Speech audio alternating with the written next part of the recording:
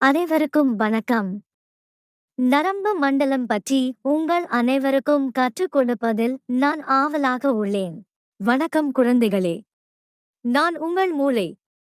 இன்று நம் உடலில் இருக்கும் நரம்பு அமைப்பு பற்றி தெரிந்து கொள்வோம். நரம்பு மண்டலம் என்பது உடலின் தொடர்பு அமைப்பு. இது மூளைக்கும் உடலின் மற்ற பகுதிகளுக்கும் இடையே செய்திகளை அனுப்புகிறது. நரம்பு மண்டலம் 3 முக்கிய பகுதிகளை கொண்டுள்ளது: மூளை, தண்டுவடம் மற்றும் நரம்புகள். மூளை என்பது உடலின் கட்டுப்பாட்டு மையம். அது உங்கள் உடலுக்கு என்ன சிந்திக்க வேண்டும், உணர வேண்டும், என்ன செய்ய வேண்டும் என்று சொல்கிறது.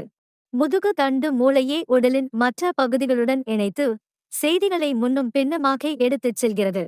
நரம்புகள் மூளைக்கும் உடலின் ஒவ்வொரு பகுதிக்கும் இடையே செய்திகளை கொண்டு செல்கின்றன. நீங்கள் சூடான ஒன்றை தொட்டால் நரம்புகள் விரைவாக மூளைக்கு ஒரு செய்தியை அனுப்புகின்றன. பின்னர் மூளை உங்களை பாதுகாக்க உங்கள் கையை விரைவாக விலகிச் செல்லச் சொல்கிறது.